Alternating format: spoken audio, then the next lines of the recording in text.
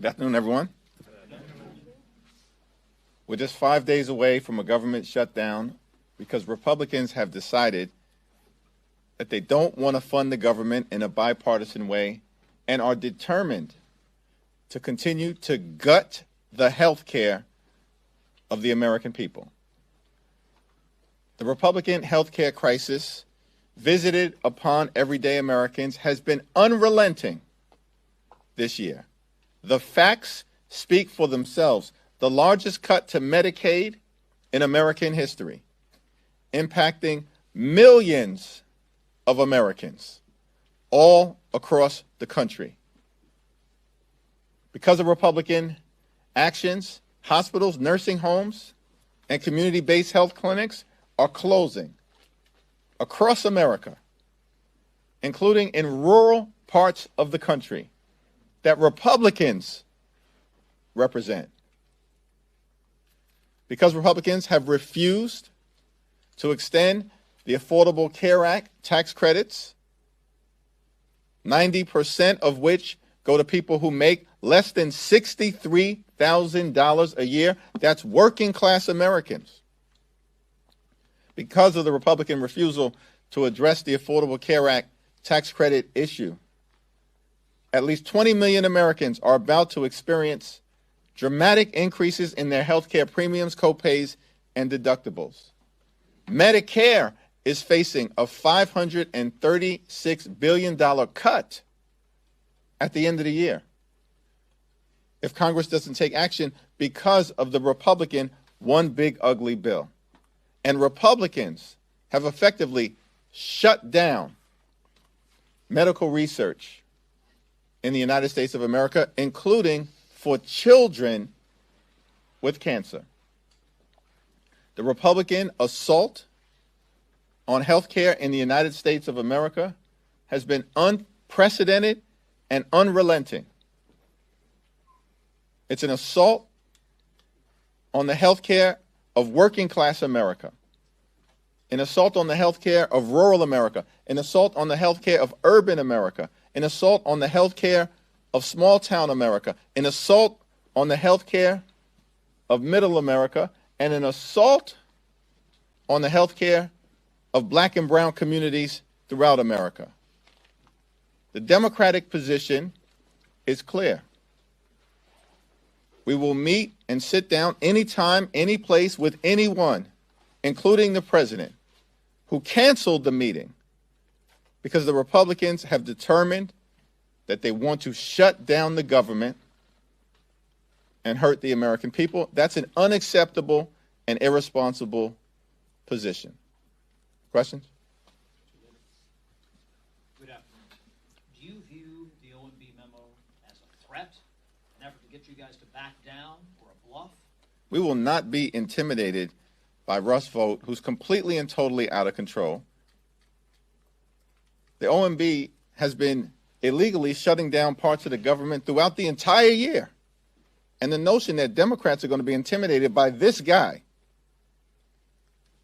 when all he's done is send a message to voters in Virginia and across the country that Republicans are determined to hurt the American people. Republicans control the House, the Senate, and the presidency.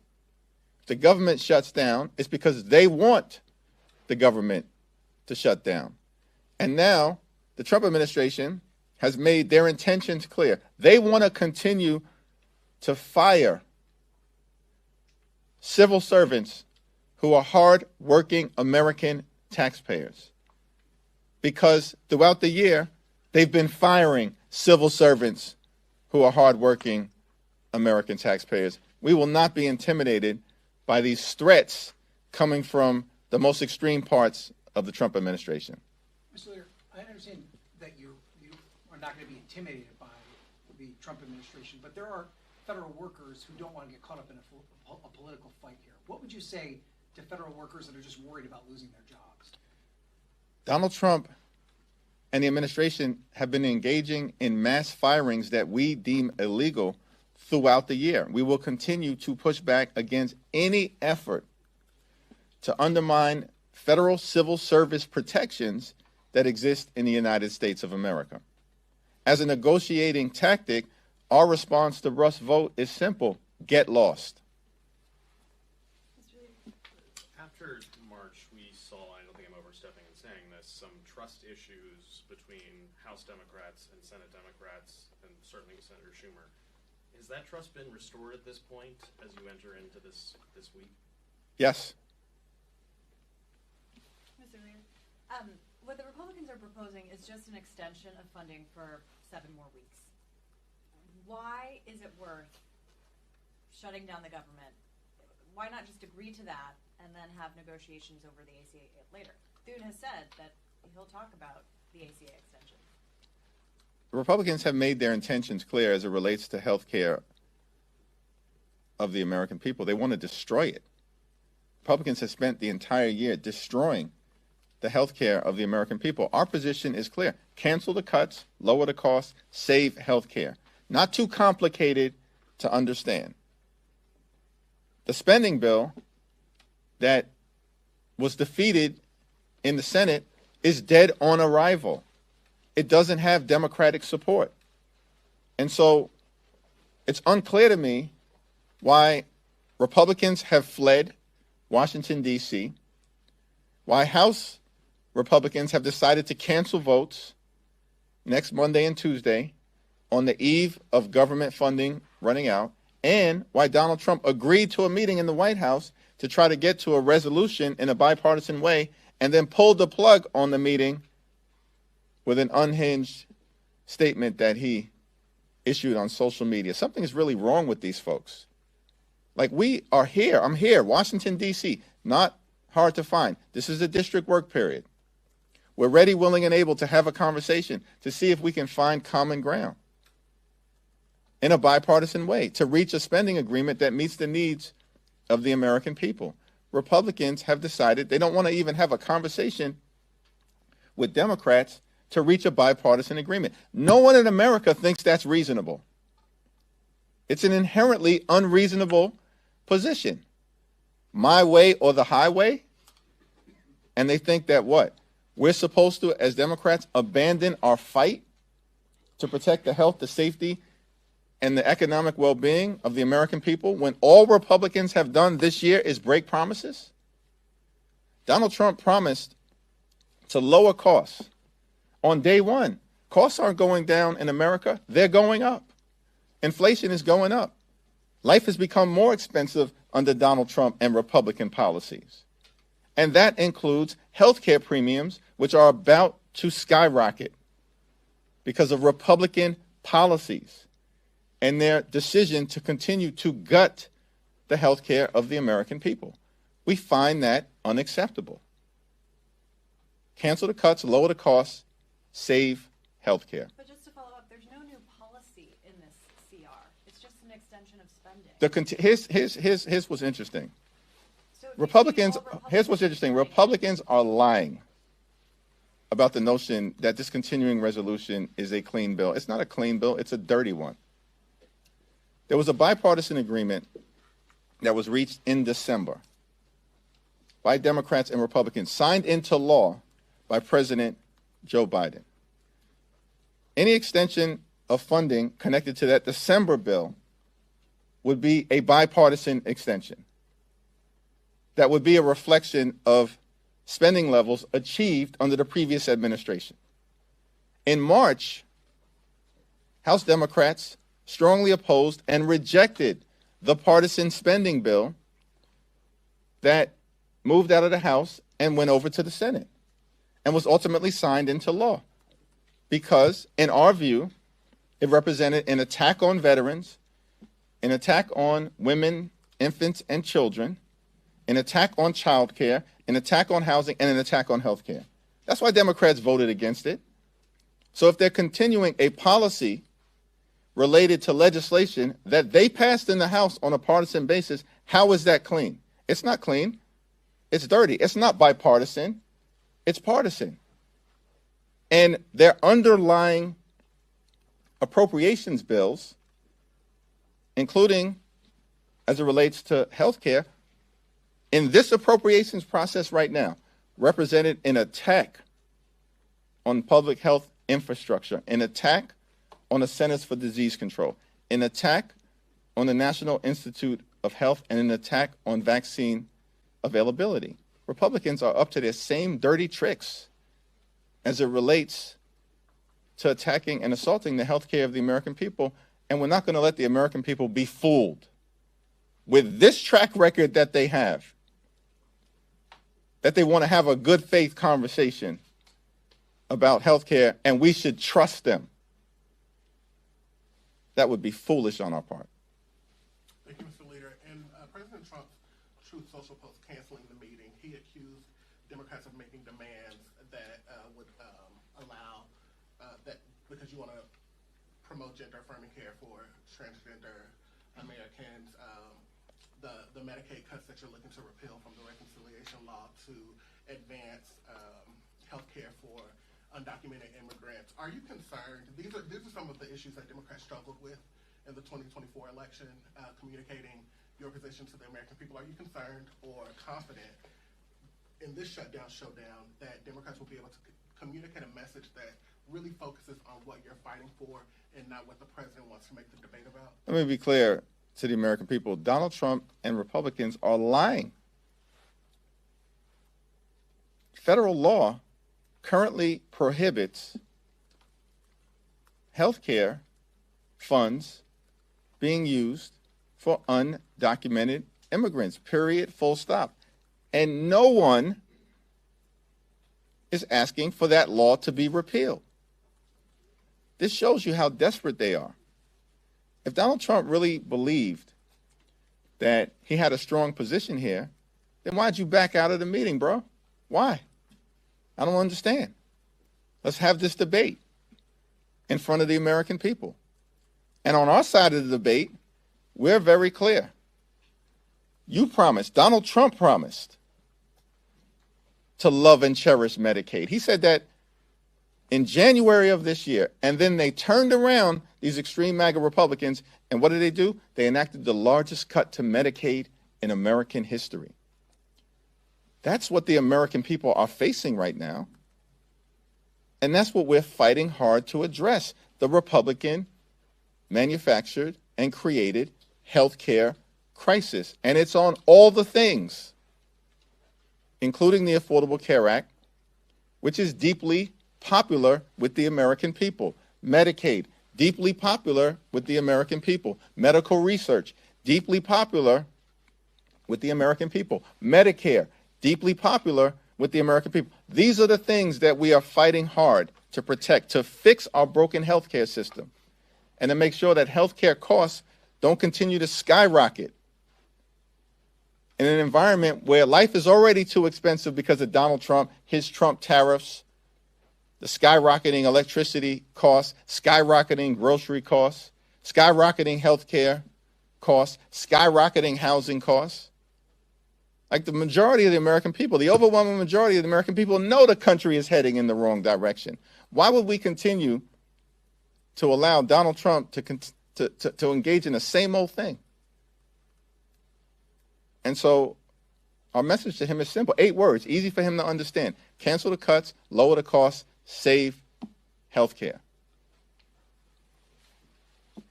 Thank you, Leader Jeffries. I'm curious if you have a time frame for weighing in on the New York City mayor's race. We're a month out from the start of early voting. Soon. What does that mean, though? You've been saying soon for several months. So I have not been saying soon for several months. I've been saying sooner rather than later. Is that complicated if there's a shutdown? How you weigh in on New York? No. Thank you, Mr. Leader. So you've been here for 24 plus hours. You said you're ready to negotiate. What have you been doing here? I understand some of your colleagues have kind of been around. Have you been trying to establish lines of communication with your Republican colleagues in the House and the Senate? Have you been trying to establish communication with White House aides or staff in the White House? We're here, we're ready, we're willing, we're able to sit down anytime, any place with anyone. Not hard to find. I'm here in the Capitol, willing to go to the White House at any time in order to have that conversation. We also know that at the end of the day, Donald Trump is the decision maker here. So we can have conversations with House Republican leadership and Senate Republican leadership, but let's be clear. Who do we think is calling the shots for the Republican Party? Who's calling the plays? Who's making the ultimate decision? And the Republican leadership in the House and the Senate has tried to advance a bill that has gone down. They don't have the votes for their failed, partisan, dirty Republican spending bill. They don't have the votes. Leader Schumer and I demanded a meeting on Saturday, and Donald Trump responded that he wanted to meet. The meeting was set for later on in the week and confirmed on Monday. And then on Tuesday morning, Donald Trump woke up and for whatever the reason decided to back out of the meeting, to cancel the meeting. They're running scared. They have no defensible position, which is why they're lying about what Democrats are asking to do. All we're seeking to do is fund the government in a bipartisan way, as has often been the case, and make sure that we address the Republican health care crisis in America. No reasonable person evaluating what Republicans have done in their all-out assault on the health care ecosystem can argue that people of goodwill shouldn't be pushing back at this particular moment in time, and that's what Democrats will continue to do. How much of this is your base spending the last 9 months telling you guys to fight harder and do something, and this being the only actual possibility to have some legislative leverage? The health care crisis impacting the American people is real. The issue is about health care. And in a matter of days, notices are going to go out to tens of millions of Americans, indicating to them that their health care insurance costs, their premiums, their copays, and their deductibles are about to skyrocket in ways that will bankrupt Americans. That is not an acceptable thing in this great country, the wealthiest country in the history of the world. And that is why Democrats in the House and the Senate are standing together and fighting hard to protect the health care of everyday Americans.